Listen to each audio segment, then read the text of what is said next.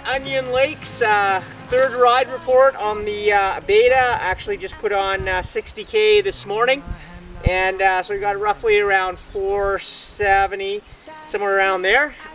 Bike is running awesome. The one thing I love about this two-stroke is super easy to maintain it. Literally your transmission fluid, and that's it. Clean your air filter, and make sure your bolts are tight, but these two strokes are just so simple and easy to work on.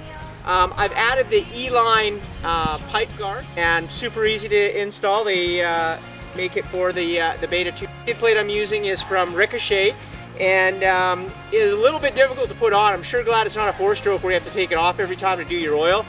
But you kind of put it on, and of course your transmission bolt's just up above that, so you just lean the bike over and drain it. A couple of questions people had was how tall is the bike compared to a KTM? I'm 5'5", 5'6", and as you can see, tippy toes on the bike. I have the compression off of the bike. I haven't redone the suspension or anything, nor am I going to. I find the suspension really nice. Probably not using all of it, but I'm not a racer, intermediate rider, and if you want to go there, you definitely can, or if you're a little bit heavier, you probably fall in the perfect weight ratio for the bike. But like I said, the bike is easy and nimble. Comparatively to the 350 RR four-stroke I had last year, this bike feels like half the weight of it. And I hadn't fallen over on a dirt bike going through the tight stuff when you stop.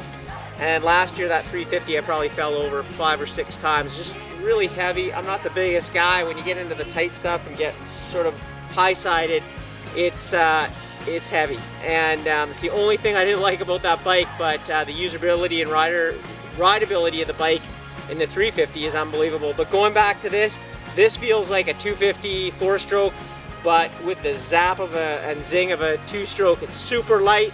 And you really literally, I come from mountain biking, so it's like you just kind of feather it and float it through the trails, and it just kind of finds its way in and out of the trouble that you create for it. But that's about it for this week, and we're going to do a lot more riding, and I'm up here solo in Onion Lake, and waiting for my buddy Steve and Chris to show up.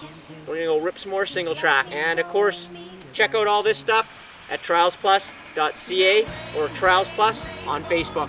Have a great ride out there.